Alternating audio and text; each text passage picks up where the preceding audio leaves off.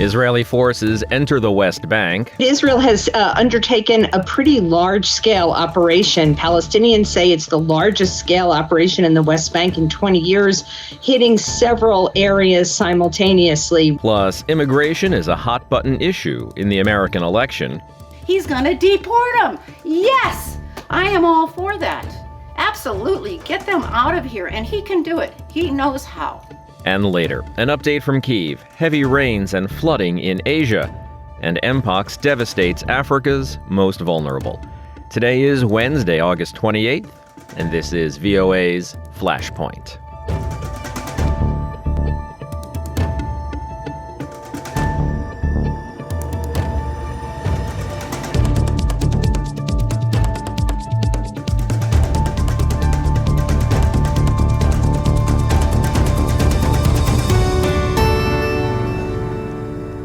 Good evening, I'm Steve Karish in Washington. Israeli strikes in the West Bank killed at least 9 people, Palestinian health authorities said on Wednesday. It's a major operation in the occupied territories. Israeli authorities say the 9 killed were militants and that a large cache of weapons was discovered. The 9 were killed in different areas, in Jenin and near Tubas. Clashes with the Israeli military in the West Bank have risen sharply since the start of the Israel-Hamas war in Gaza, as Israel steps up operations against armed militant groups, including Iranian-backed Hamas and Islamic Jihad. Israeli troops and settlers have killed more than 640 Palestinians since the Gaza war began in October of 2023, while Palestinian attacks have killed at least 19 Israelis. For more, I'm joined by VOA's Linda Gradstein in Jerusalem. Israel has undertaken a pretty large-scale operation. Palestinians say it's the largest-scale operation in the West Bank in 20 years, hitting several areas simultaneously, refugee camps and the city of Jenin, which is kind of known as one of the places where there are a lot of militants. And the Israeli foreign minister said that some people might have to be evacuated from their homes in the same way that people have been evacuated from Gaza to allow the army to operate. So it seems that, Israeli officials say there's been an increase in attacks on Israelis coming from these areas, and that there's been more support for terrorist organizations. And so Israel has kind of launched a pretty wide-scale operation in the West Bank, not only airstrikes, but hundreds of soldiers as well. What was the impetus for the attack and for the incursion into the West Bank? Was it specific intelligence about an upcoming attack? Well, I think it was more, there was an attack that didn't happen last week, in which a man with a backpack of explosives blew himself up, killing only himself. And at first it wasn't clear if it was criminal or terrorist, but he's from Jenin.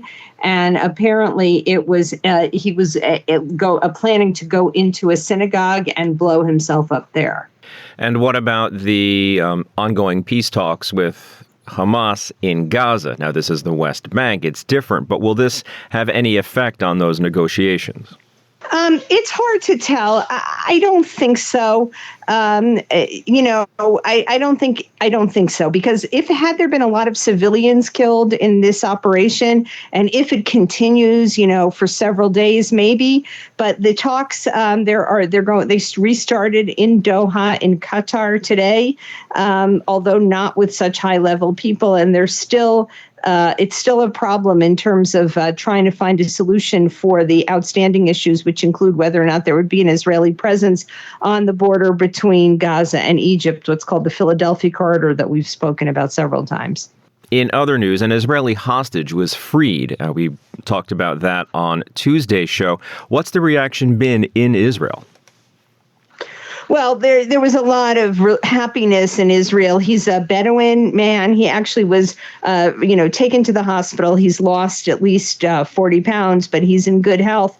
And he was already released today. He went home to his home in Rahat, which is a Bedouin town in southern Israel, to large cheering crowds and a convoy of cars beeping. And he was, as he left the hospital, he was shaking hands and high-fiving a lot of doctors and everything. And I think it gave people kind of like a boost But the question is whether this can be what happens to the rest of the hostages. Linda, we know that the families of the hostages are a very vocal group inside Israel.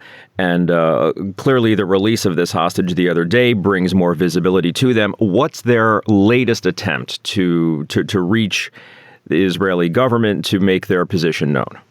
Well, there's a convoy of hostage families that is going down to the border between Gaza and Egypt. They're going to put loudspeakers on a crane, and they're going to try to actually talk to the hostages who are still being held, by telling them that, Israel hasn't forgotten them, that they're still, doing everything they can to get them out. But I think it seems to be more an effort to remind the Israeli public and the Israeli government that there are still more than 100 people being held in Gaza. VOA's Linda Gradstein in Jerusalem. Linda, thanks for your time today. Thanks for your reporting. Sure. Thank you, Steve. Not surprisingly, the war in Israel and Gaza is shaping up to be a major issue in the American election.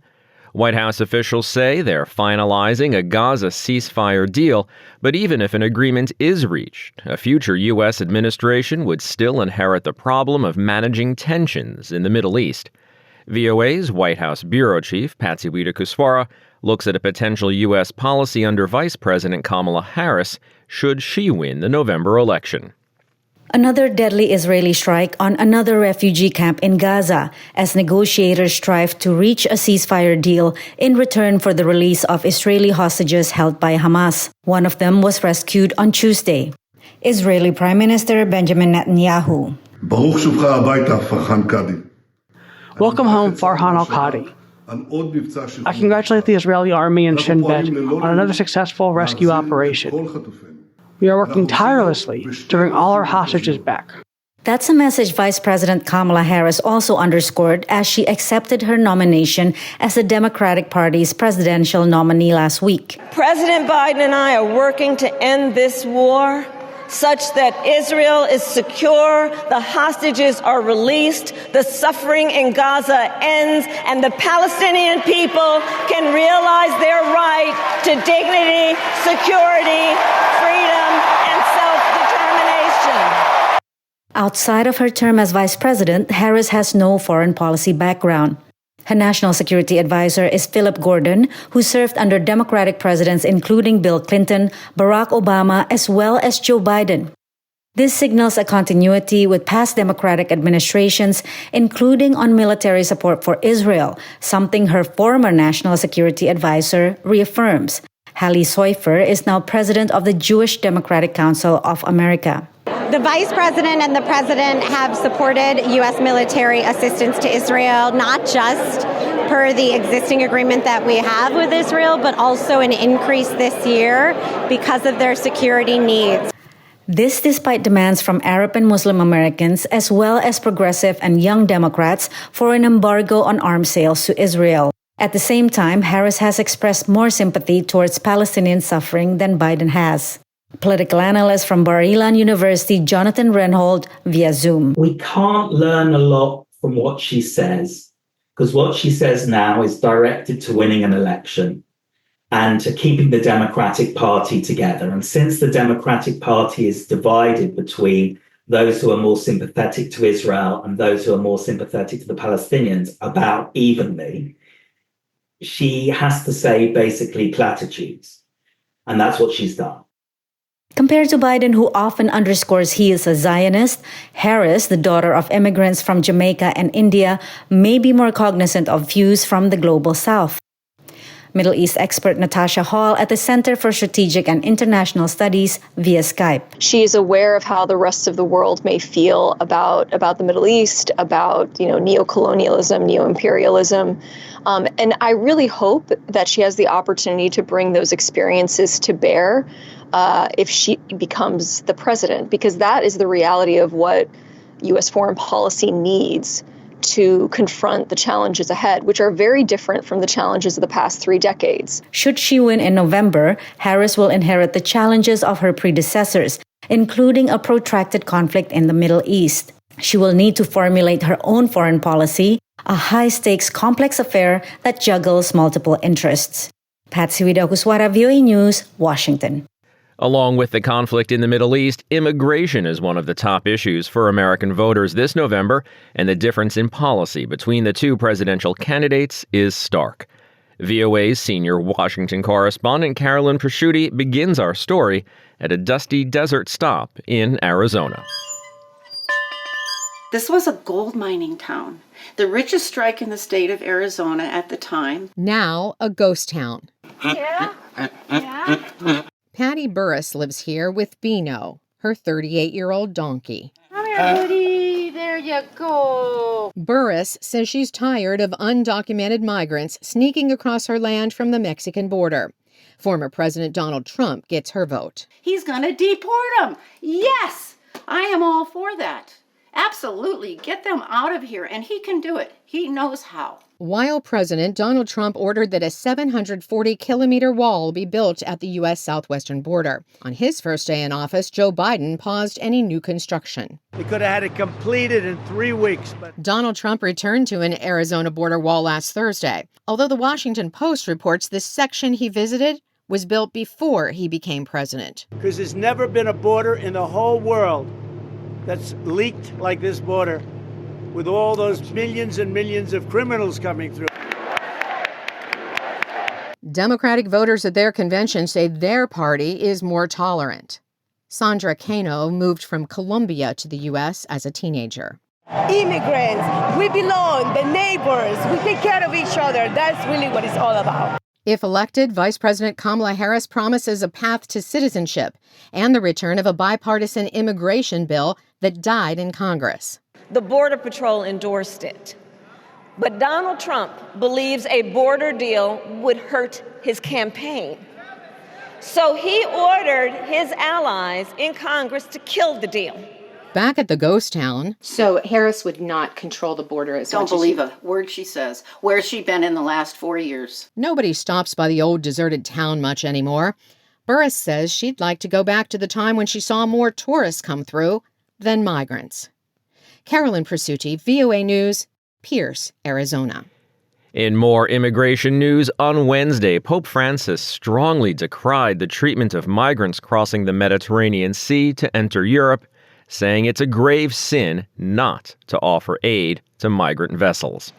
In quei mari e in quei deserti mortali, I migranti, diosi, non dovrebbero essere. During his weekly general audience in St. Peter's Square, the Pope called for expanding access routes for migrants and a global governance of migration based on justice, brotherhood, and solidarity. The International Organization for Migration estimates more than 30,000 migrants crossing the Mediterranean have gone missing since 2014.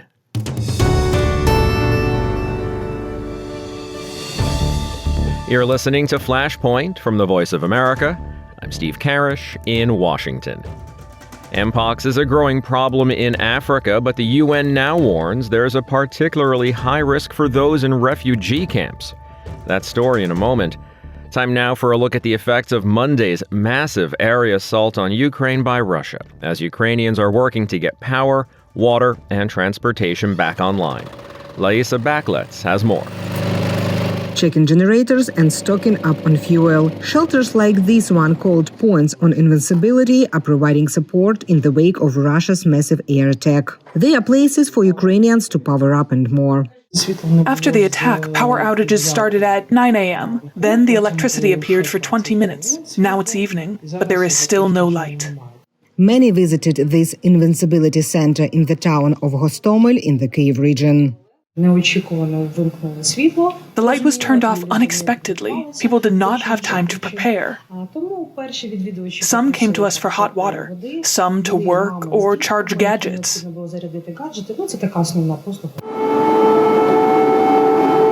According to Ukrainian Prime Minister Denis Shmyhal, the Russian attacks affected at least 15 regions. The Ukrainian military said Russia primarily targeted the energy infrastructure. The situation in the energy sector remains difficult. Russia attacked energy distribution and transmission systems, but energy experts know how to repair the damage. This is no longer the despair as in 2022, when the shelling began. Other cities, like Zhytomyr, experience water supply problems. Several rockets hit the energy infrastructure and electricity completely disappeared. The water supply company switched to generators. We could provide water 2 or 3 times a day for 2 to 3 hours.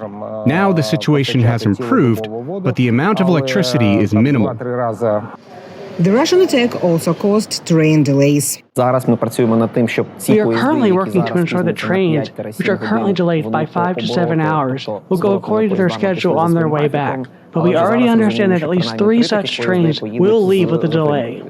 According to a state-owned electricity operator Ukrenergo, the attack on August 26th was the 9th to hit the country's energy infrastructure. Ukrainian officials have not disclosed the total scale of damage caused by the Russian strikes. Lesia Bakalets, VOA News. As we just heard, Ukrainians are working to get utilities and transportation systems back up and running, all while mourning those killed and while suffering from the effects of the recent attacks. Yet the attacks continue. Kryvyi Rih and Izium were targeted again on Wednesday, leaving at least 5 children hurt. VOA's Anna Chernikova has more from Kyiv. Early Wednesday, Russian forces launched another missile attack on the Ukrainian city of Kryvyi Rih, as the city is still in mourning after the Russian attack on Tuesday that took the lives of 4 people. Wednesday's attack on the city targeted civilian infrastructure. Local authorities reported 9 people killed. Кожен такий удар знов і знов повертає усіх нас до President Zelensky said that the latest attacks across Ukraine are raising again the question of Ukraine's ability to carry out long-range attacks inside Russian territory to prevent further strikes. He said that with help of Ukraine's allies, this is the optimal counter-terrorism tactic. щодо енергетики, стану системи зараз. Also, President Zelensky addressed the energy situation. Currently, as a result of the recent bombardments, power outages are widespread across the country and the situation is close to critical. Zelensky said that the repair works are ongoing around the clock. And on Tuesday night, Russian forces attacked the city of Izium in the Kharkiv region, injuring 12 people, including 5 children. Authorities there confirmed damage to private houses and a bakery factory. Elsewhere in the Kharkiv region, the Ukrainian armed forces report success in their recent counter-offensive actions. Meanwhile, Ukrainian media, citing anonymous sources in Ukrainian intelligence, report that as a result of a joint operation of Ukrainian intelligence and the armed forces of Ukraine, an oil depot in the Rostov region of Russia was hit with Ukrainian-made drones. This facility is part of the Russian military complex and takes a direct part in the provision of Russian troops. As reported by Russian Telegram channels, the fire is still ongoing. Also, the local authorities of the Kirov region in Russia reported a drone attack on an oil depot there as well. Russian media published video of at least 2 hits in Kotelniki, Kirov region, approximately 1,500 kilometers from the border with Ukraine. Anna Chernikova, VOA News, Kyiv. Elsewhere in Europe, Germany and the UK seek a new bilateral treaty as British Prime Minister Keir Starmer pursues what's being called a reset with the European Union. The AP's Charles de Ledesma reports. The leaders of Germany and the UK are engaged in close talks on the road ahead. In Berlin, Britain's Keir Starmer is hoping for a quick result. This treaty is part of a wider reset, grounded in a new spirit of cooperation, with our shared understanding that this will be developed at pace and that we hope to have agreed it by the end of the year. For his part, German Chancellor Olaf Scholz has said he welcomes fellow centre-left leader Starmer's desire for a new beginning in relations with the EU. Starmer took office in early July after the previous Conservative government was trounced in an election. The 2 leaders are among Ukraine's biggest military backers and have stressed their commitment to keeping up that support. I'm Charles de Ledesma. And in Asia, more than 20,000 people have been evacuated amid amid severe flooding, submerging streets and homes in India's Gujarat state on Wednesday. This as heavy monsoon rains wreak havoc across South Asia. Kiran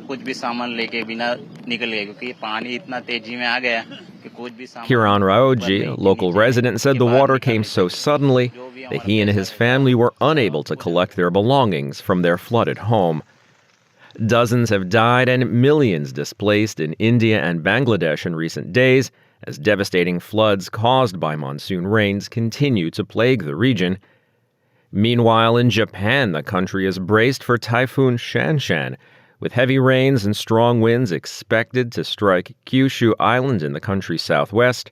The typhoon is expected to approach Japan's central and eastern regions, which includes Tokyo, around the weekend.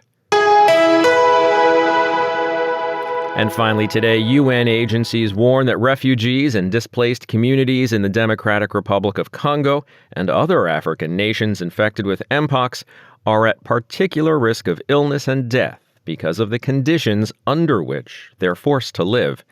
VOA's Lisa Schlein reports from Geneva. The World Health Organization reports at least 42 suspected cases of Mpox have been identified within the displaced population in Democratic Republic of Congo's South Kivu province, one of the regions hardest hit by the disease.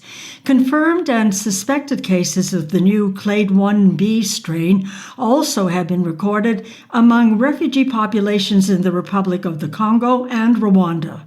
Dr. Alan Maina, the United Nations Refugee Agency's public health chief, says more suspected cases are being reported in conflict-impacted provinces in eastern DRC.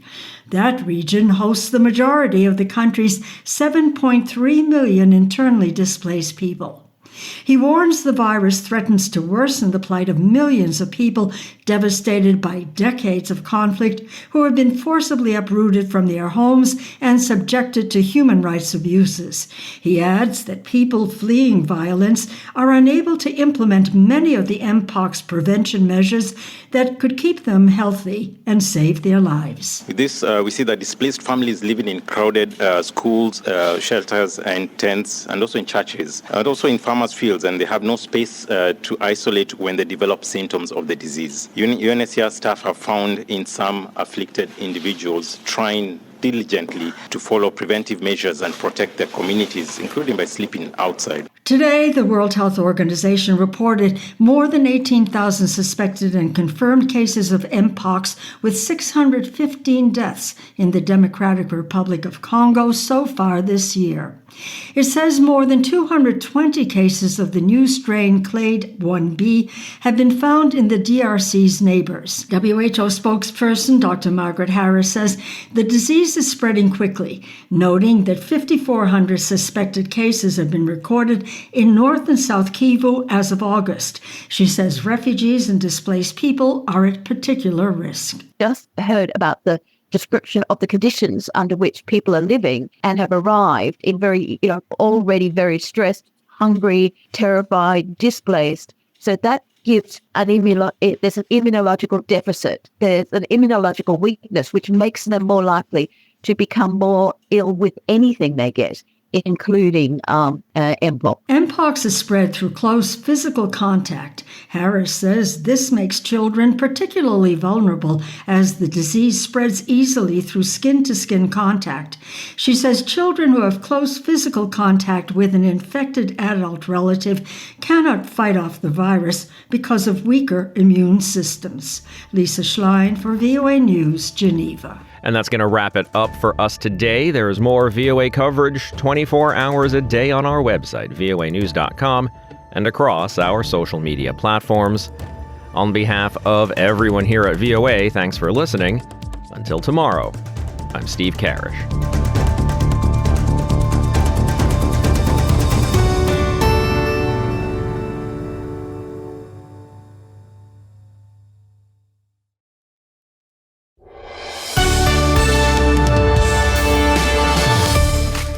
For deeper dives and expert analysis, listen to VOA Podcasts.